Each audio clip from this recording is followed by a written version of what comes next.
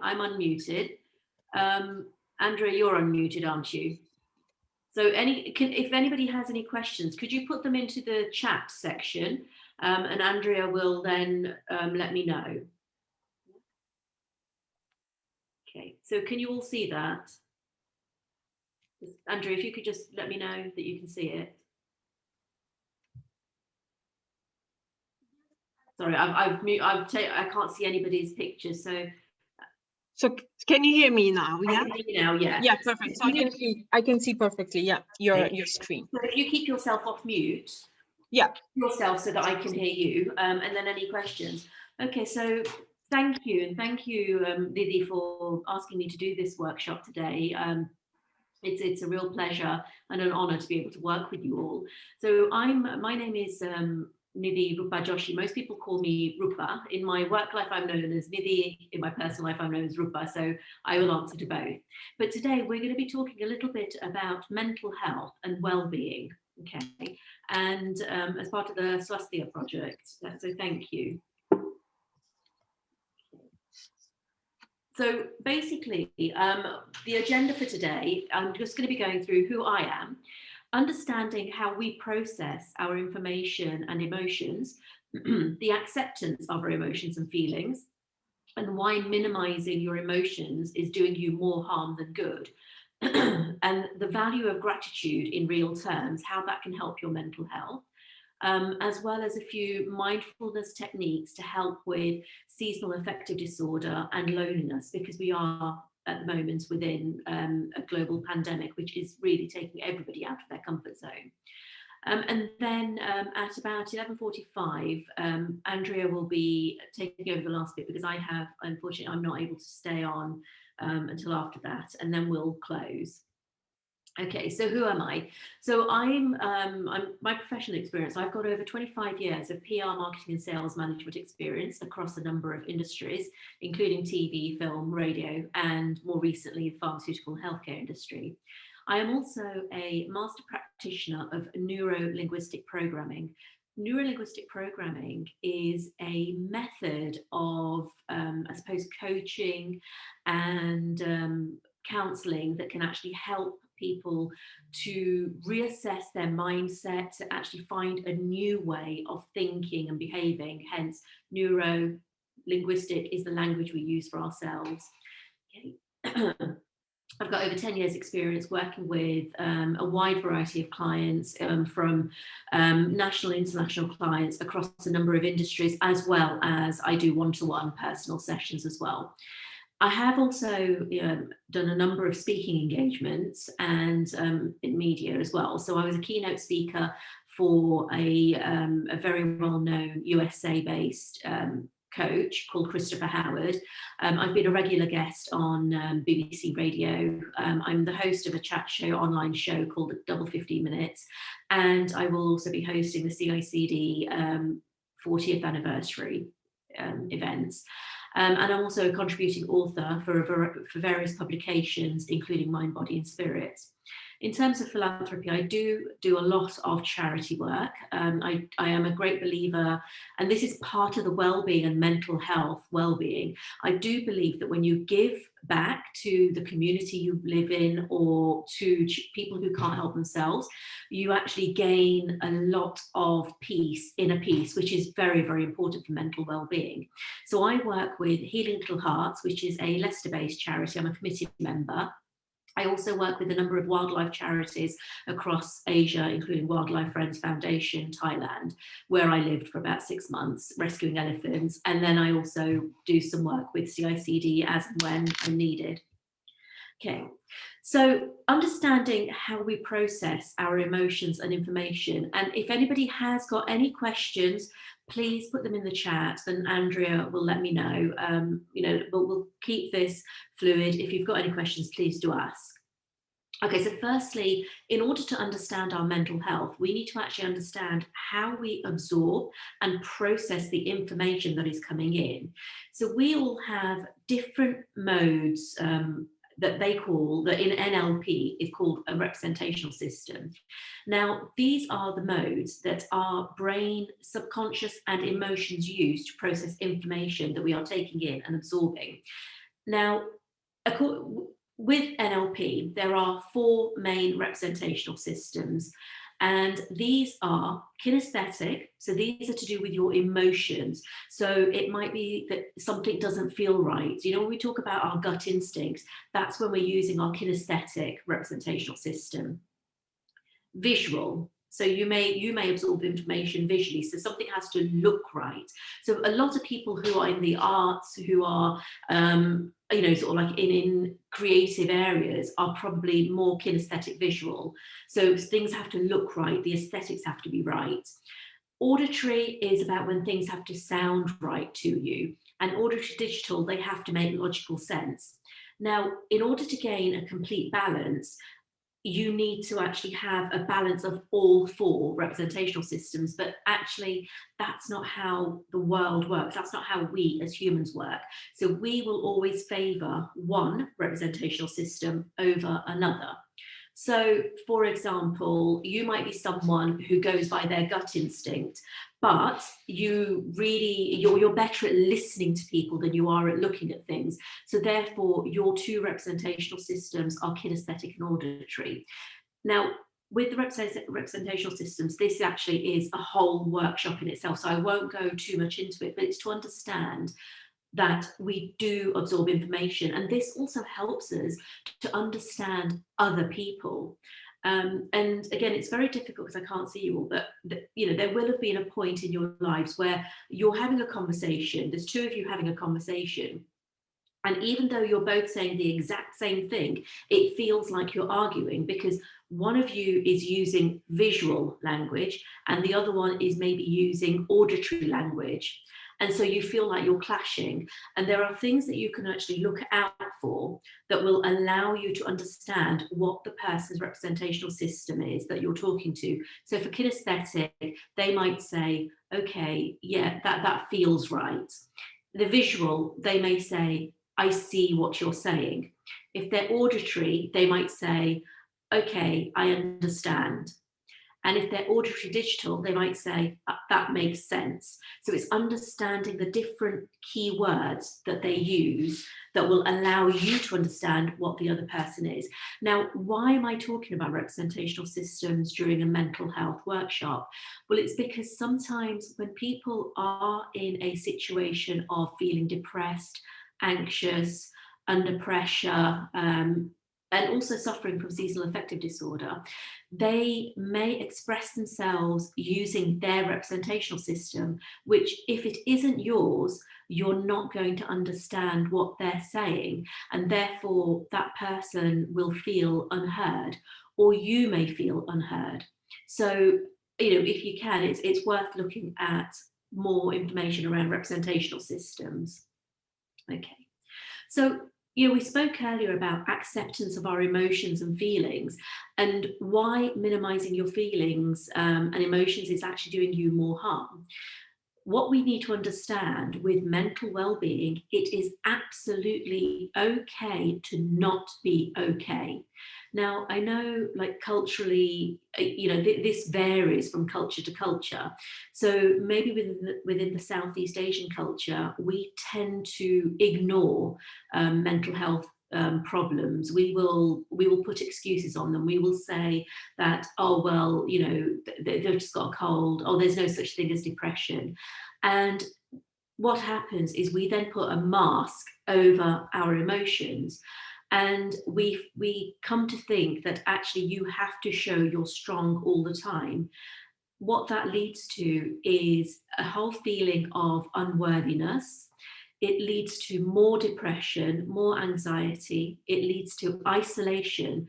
And in some severe cases, it can lead to suicide. And so we as a community, whether you're Southeast Asian, whether you're Caucasian, whether you're African, Black, Chinese, we all need to start understanding in our communities it is okay to not be okay. There is no stigma attached to having a mental health situation in your life, whether it's depression, whether it's anxiety, whether it's panic attacks, whether it's OCD, and it's actually understanding the differences between them. So depression is a low mood. Anxiety could be the feeling of being overwhelmed all the time, feeling like you're not good enough, feeling like everything you do is going to fail, feeling like if you go outside, you're going to be harmed. And these things can be very debilitating for, for you as a person. When we talk about OCD, most people think OCD is just about aligning things in order. No, OCD can actually stop a person living their life. So, in the best case scenario, a person with OCD may not be able to leave the house until they've switched their light on and off 3 times. So then they'll feel, okay, we're okay. Worst case scenario of OCD is that a person will feel that if they go outside, they will be killed. If their mother goes outside and they're not with their mother will be killed. Or if they don't shower in really hot, scalding water, then something bad's going to happen. A lot of people don't understand the whole OCD concept. And we tend to use this phrase of when somebody is a perfectionist, we'll say, oh, you're OCD. There's a big difference, a world of difference between somebody who is a perfectionist who takes pride in the work they're doing and somebody who is OCD. And it's about understanding the various problems with mental health, because it isn't just one thing. It isn't just depression and overeating. It isn't just depression and sleeping. And there are things that you can look out for in your family, with your friends, with your colleagues. So you may have a colleague who previously had been very outgoing and is now very, very quiet. Those people, reach out to them. So going back to this, it's okay to not be okay.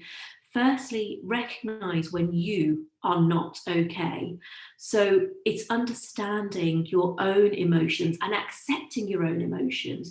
So whatever worry or anxiety or episode you're experiencing, whether it's depression, anxiety, or uncertainty, because these are all valid emotions, it's about accepting it, recognizing it and accepting it, and understanding, is it a circumstantial emotion or is this something that's been ongoing? Because there are 2 different types of depression. You've got your clinical depression, which is when your serotonin levels are a lot lower, okay? So when we talk about the mind, and I'll just go into this because we're talking about depression, anxiety, those people who suffer from clinical depression will have a decreased level of serotonin. Serotonin is, in a way, it's the hormone that regulates our emotions. We have serotonin, we have dopamine, we have so many different, we have cortisol, we have so many different hormones in us, and all of these collectively keep our emotions balanced. If there is a decrease in one or an increase in another, that actually can then affect our emotions quite significantly. So it's understanding that and understanding the difference between clinical, which is a real chemical reaction of not producing enough serotonin, which leads to depression. With clinical depression, you are more than likely going to be put on antidepressants, okay? And then we talk about circumstantial. Now, circumstantial can be the fact that we are in COVID right now. We're in a global pandemic. People are not sure about whether they have jobs anymore. They're being furloughed, or their full-time jobs have all of a sudden decreased to part-time jobs, and they're only bringing in half the income. So people are feeling down and low. This can lead to circumstantial depression, and it's this that I can talk about. I'm not clinically trained, so I can't talk about antidepressants, but I can put you in the right direction in terms of who to talk to. And your first point of call should always be your GP. Now, what will happen is your GP will refer you to a counselling service. If you yourself are feeling low, then it's worth talking to someone. Talk to a family member. If you can't talk to a family member, then reach out to a friend or find a counsellor or a coach that you can talk to. Most of us who are in the coaching environment are very good at listening and understanding, and we also displace any judgment on things, because that is the hardest thing for people, whether you yourself are suffering from low mood and depression, or whether somebody else is. There is a high level of judgment or perceived judgment around this. Okay, so like I said, the first thing is recognize it and accept it. The next stage, I would say, is in terms of doing things about this, is breathe. Breathing techniques really do help, and one of the things is doing pranayama. That helps a lot, because when you start breathing and you start doing your breathing exercises and focus, your mind will initially still be going round and round and round in circles, but by the third or fourth breath, you're so focused on taking your breaths that whatever was actually bothering you has been moved out of the way, because you're focused on the breath. So, with the pranayama, that really helps. The other thing that I do is you can actually take your thumb, your fingers, and then put the other two fingers there. Now, what this does, it actually helps ground you. What I mean by grounding is when we're feeling anxious or depression, our emotions are elevated very high. So by doing this, with that, hopefully you can all see that, and just putting it on your lap and breathing really deeply, this grounds you. So it actually brings your emotions down and back into balance. What I would say is, when you're starting any breathing exercises, start them in short bursts. Now, most of you, potentially you all do yoga breathing techniques, or you maybe do yoga. Use your yoga breathing techniques. And if you don't do yoga, then what you can do is take a deep breath in through your nose. So hold for 3 seconds, and then breathe out through your mouth. And again, if you could all do this with me, so put your fingers like that. I can't see everybody. Andrea, you can see everybody. If you could just let me know if everybody is in that position and ready to breathe. And if you all do it with me, so we're going to take a deep breath in, hold it for 3, and then we're going to breathe out slowly. So if we all go. And out. And breathe in.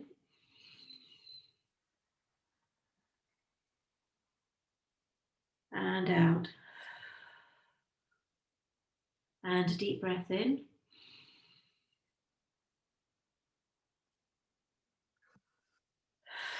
And out. And if you just do that about 10 times, really slowly, really deliberately, just doing that 3 times, can anybody, if you want to unmute, then can anybody tell me, what are you feeling in terms of your head? Is there a lightness coming into your head? Andrea, can you answer for me, please? Yes, sorry, I was not focusing because I was focusing to see everybody. Sorry, I took everything out of their breathing, didn't I? But do you understand? So, I mean, Andrea will be able to do this with you, at the end of this. But the breathing, the focus. So, Andrea, what did you feel when you were doing that? Did that take your focus away from everything else? Yes, absolutely. Yeah. It usually does that, because I'm focusing. Oh, okay, am I breathing right? Am I doing it right? So yeah, I think it takes you out from anything else you were supposed to. Yeah, and also with doing the fingers like this, okay, what that does, it grounds. So the thumbs represent your head. These two middle fingers represent your legs, and the outer fingers represent your arms. So it's just literally bringing your head, body, and then when you're breathing, your soul and mind, everything into balance.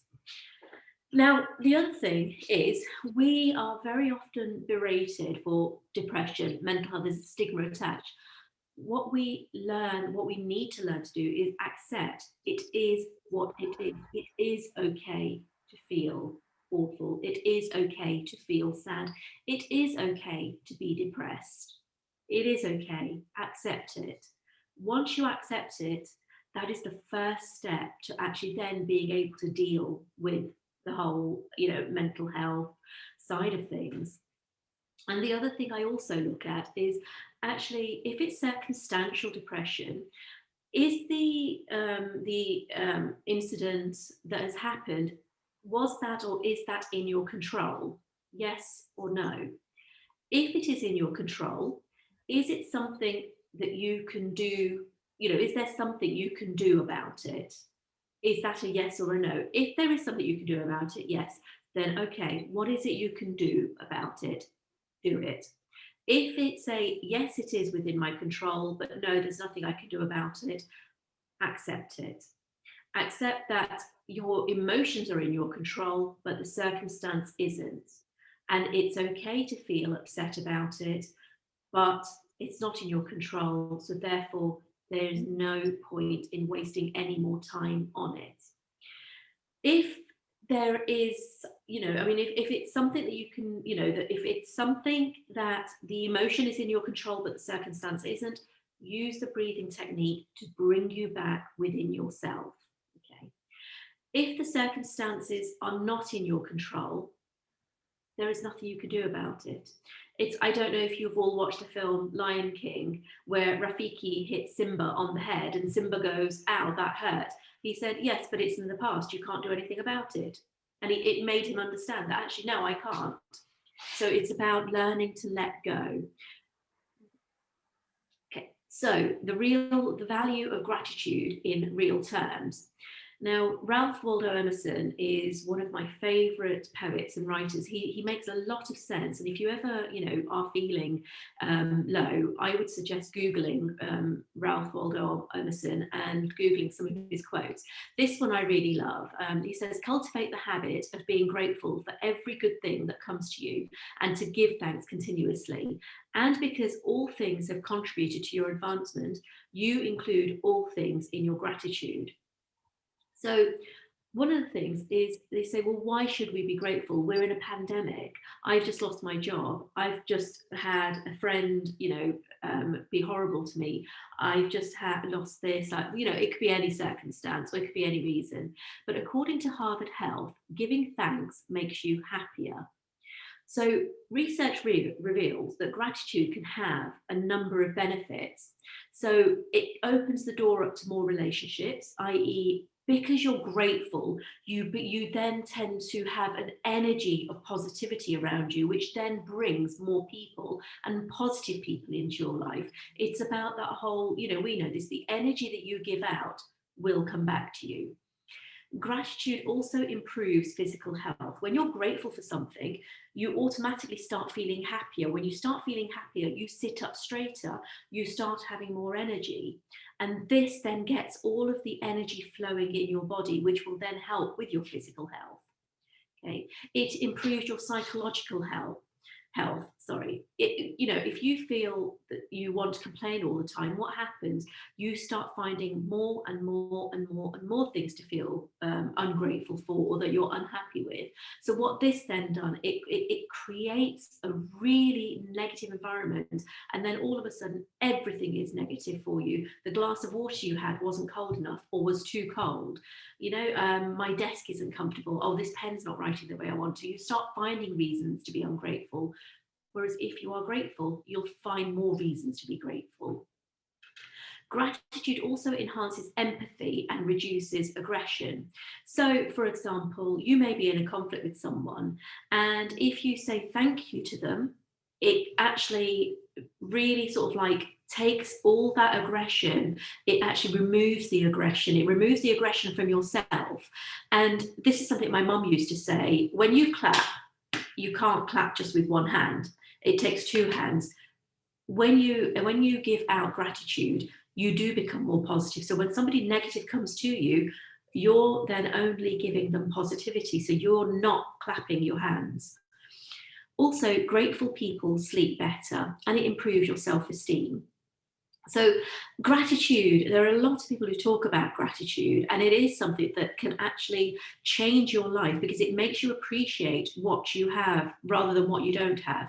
So I'll give you an example. My friend recently lost her husband, very young age, and her daughter wrote a beautiful, beautiful paragraph yesterday about her father, saying, you know, her grief is there. She's lost her father. She was, you know, her dad was her hero.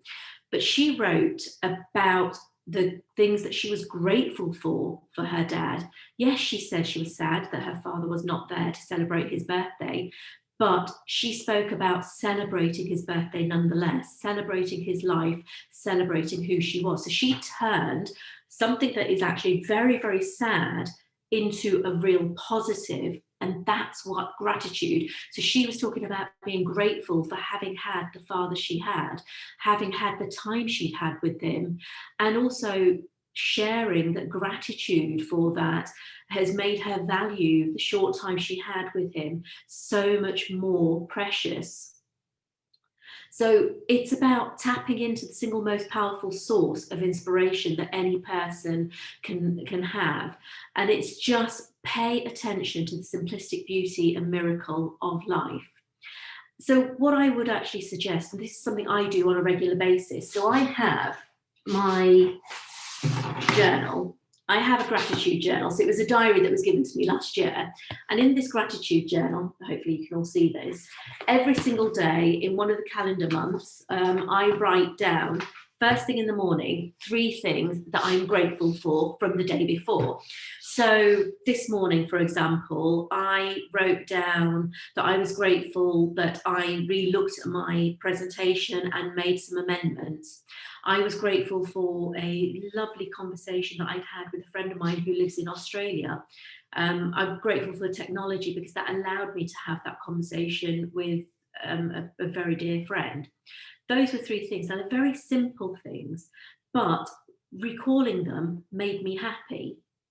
So in a minute, we can look at that, but we'll also talk about mindfulness and practical techniques. So what I would actually say is, moving on from the gratitude, is we are living in lockdown. We're in a global pandemic, and this is really putting people, it's very uncomfortable. We are all completely out of our comfort zone. So to tackle loneliness or seasonal affective disorder, arrange 2 walk and talk dates daily with friends, family, or loved ones. Now, what I mean by walk and talk is we're all having to isolate now. We're all having to make sure that we keep ourselves separate. What you can do is arrange to call a friend at 12 o'clock every day. And at 12 o'clock every day, you both go out for walks within your designated areas and talk for 15, 20 minutes, or however long you walk. So it could be half an hour, could be 20 minutes, it could be an hour. You might choose to have 2 friends that you talk to, one from 12 to 12:30 and another one from 12:30 to 1. Start doing this on a daily basis. It doesn't have to be the same friends. You can actually do that with different friends. This way, we're taking away from Zoom, and it's actually making us feel more connected. And plus, when you're outside in the daylight, it allows you to get the daylight. It doesn't matter, even if it is grey and a bit dull, you're still getting some daylight. It allows you to get some vitamin D, which we all need, especially now with COVID, because that has been shown to help with COVID.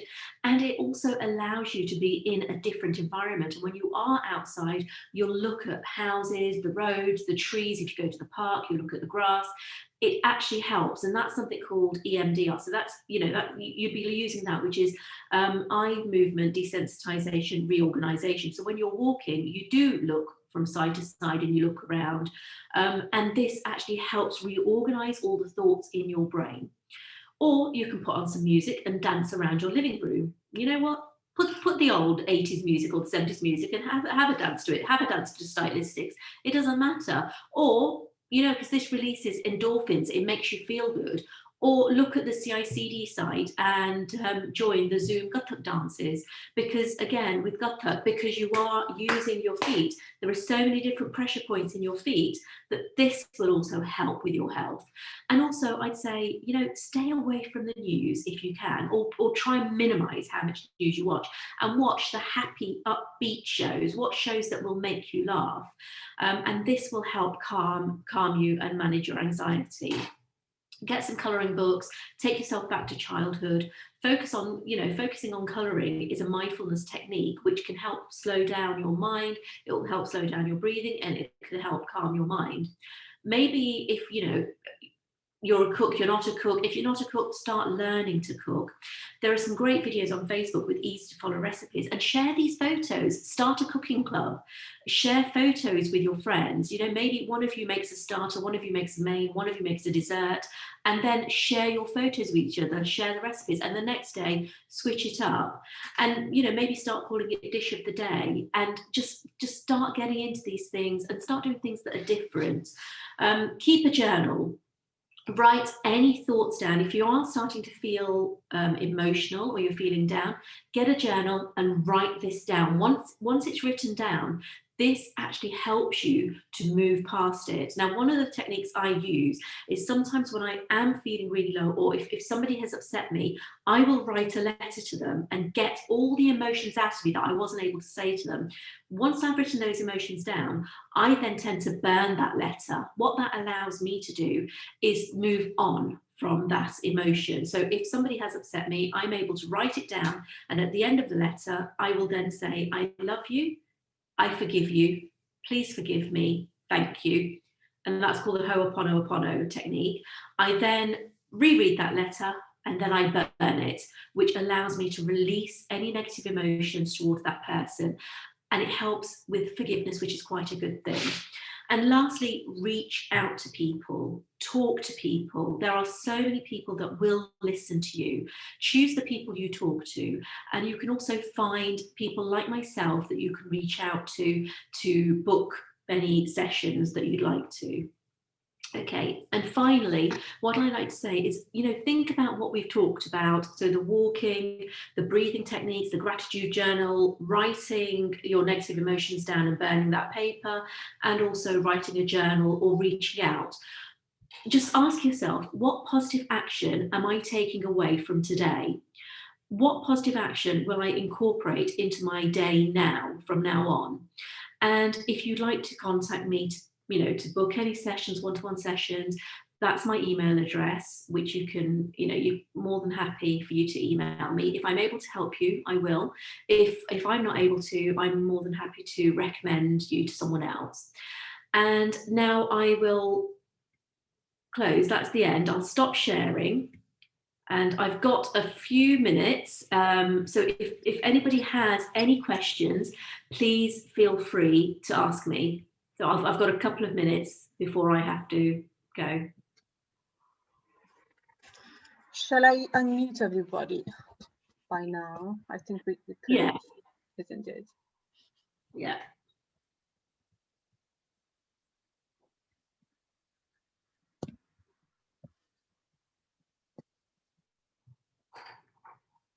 So once we're unmuted, if anybody has any questions that they'd like to ask, then please let me know.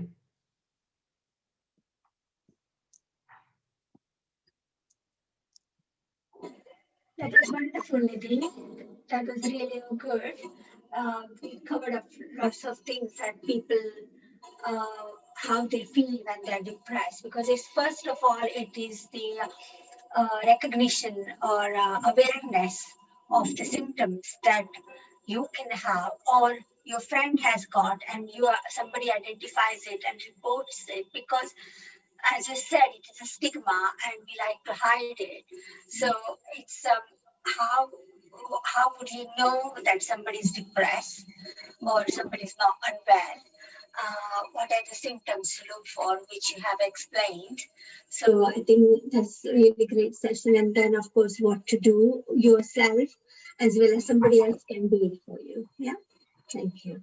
That's good. And like I said, you've got my, so if there are any questions, you know, you're more than welcome to email me. And I will be doing another session. I think Nidhi's booked me to do another session. And if it's going to be the same people, then I can change the session slightly to go into more, you know, more sort of like in-depth information. But does anybody have any other questions for me before I go? Because my I think it's nice if you can do case studies. Yeah, okay.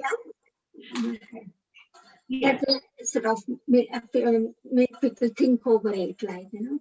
Yeah, I mean, I've got a number of case studies which will go into the anxiety and depression of people that I've actually worked with. Yes, that will be lovely. Yeah. We can do that for the next one, definitely. Yeah. Anybody else? Don't feel shy. Okay. So, Andrea, I will leave you to do the breathing exercises or the meditation exercise, if that's okay. Yeah. And thank you all for listening. And like I said, you know, the next one I'll make sure I've got some case studies, and then we can go through them in more detail in terms of techniques used to help them, technique used for phobia, etc. as well. Okay. Thank you very much, Nidhi, for this amazing session. No, well, thank you. It was, you know, honestly, my absolute pleasure.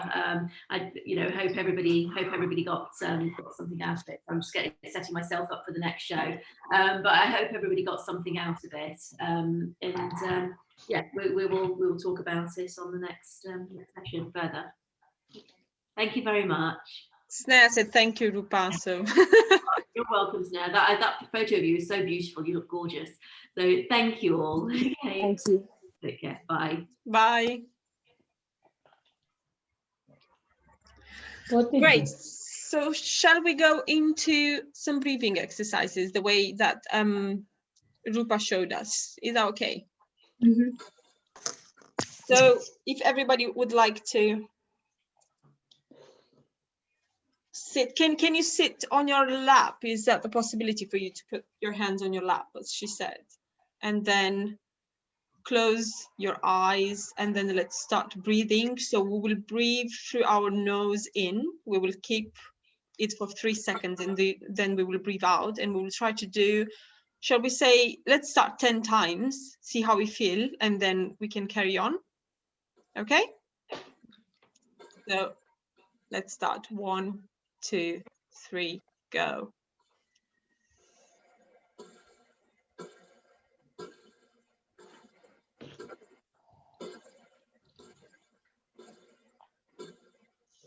नुसती बेदिका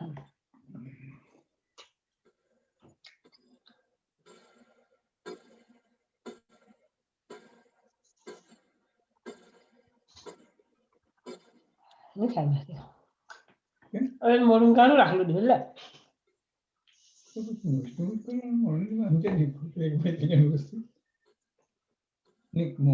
निकाड़े बा हो एउटा जो बंद करे नुसती करे पे मोड़े काड़े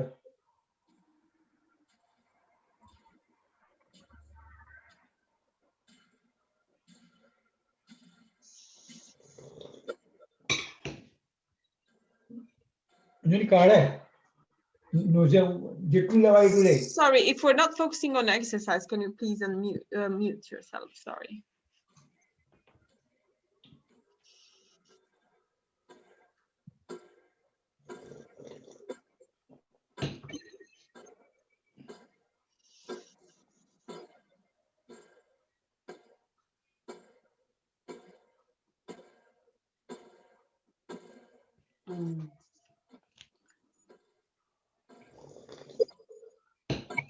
Have you all done it 10 times already?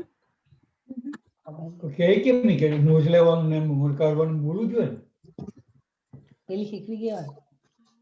I'm not sure who is not focusing, but that's absolutely fine. So how do you feel? Can anybody tell me how you feel after doing the exercise? Relaxed. So you do feel relaxed. Is that what Nidhi was saying, that you are focusing so much on your breath that you can't focus on something else? Besides, you know, the hammer type of sound that you hear while doing it, but Can you mute them?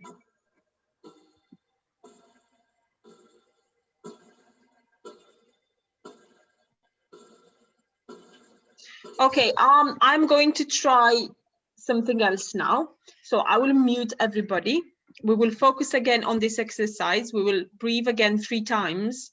I think it's important to mute everyone so we can focus, otherwise we won't be able to. And then I will unmute everybody and you can share your thoughts after that, okay? So let's do this. Okay, let's start now. So let's close our eyes, your hands on your lap again.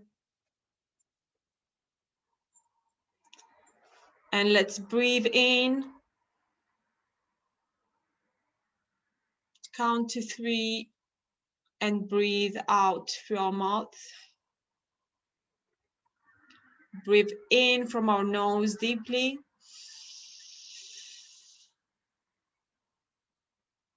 And breathe out.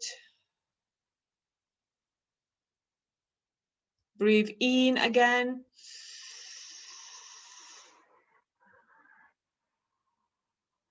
And out. Breathe in.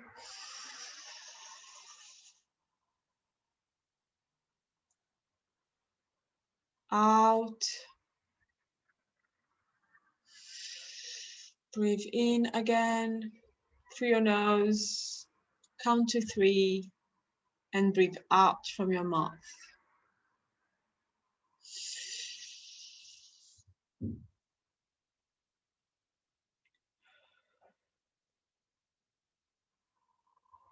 Breathe in and out. Breathe in and out. Breathe in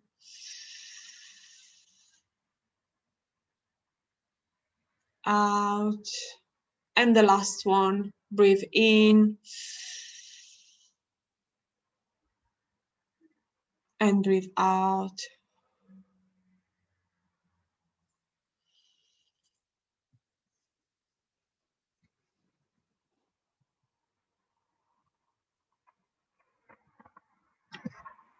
If you can unmute yourselves now and tell me, how do you feel? I think it was better this time, isn't it? No extra noise to distract us from our breathing. Yeah. So how was it? Good. Do you think it's helping? Yes, it is. So I think it would be a good idea to do this at least 1 time every day. That would be great, isn't it? And of course, you can choose how many times you would like to do it, 10 times, 20 times, as much as it's helping. I think 3 times a day is better. Yeah, if you can, that's absolutely amazing. So definitely once when we're waking up, and then maybe, yeah, the second time in the afternoon if you find some time, and then in the evening probably before going to sleep. I'm pretty sure that this will help us to sleep better without all those thoughts that are coming in our mind, isn't it, before sleep?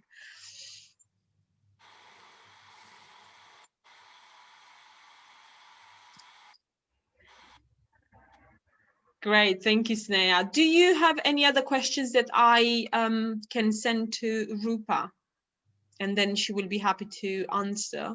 Or if everybody is happy, then we can close our session.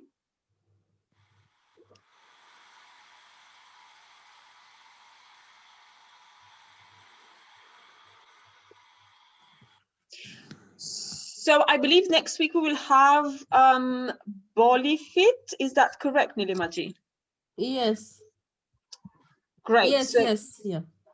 Okay, so next week it will be Body Fit again from 11 a.m., isn't it? Is From this for... Sneha Rajani, right? Sneha will be doing it. Yes, Sneha is here with us. So she will be doing the class next week. Sneha, do you want to quickly share just a bit of what you will do? Not give everything in, but just, you know, an idea. Hi everyone. Thank you for the lovely session. It was really good. I'll be doing body fitness next week, as Shashiben has already participated in my session before, but it will be a light, fun moves, purely cardio to get the heart pumping and the endorphins going, as Nidhi mentioned today in the session. So a light, fun session, just to get those calories going that we all ate over Christmas and New Year. So looking forward to seeing everyone. It's for all ages, it's for everyone. So everyone feel free to join in. You don't even have to keep your camera on as long as you're participating and enjoying. So thank you. See you guys next week. Perfect. I'll see you next week. I can't wait, honestly. Great. Okay, so if everybody is happy, then I will end this session. Thank you all for joining. I've recorded this session and I will upload it on YouTube. And then, yeah, you will be able to see it further. And then from next one, hopefully we'll be able to stream directly. Okay. Thank you, Andrea. Thank you all. Thank you all for joining. Have a great Sunday. Bye. Thanks, Andrea, for hosting it. Absolutely no problem.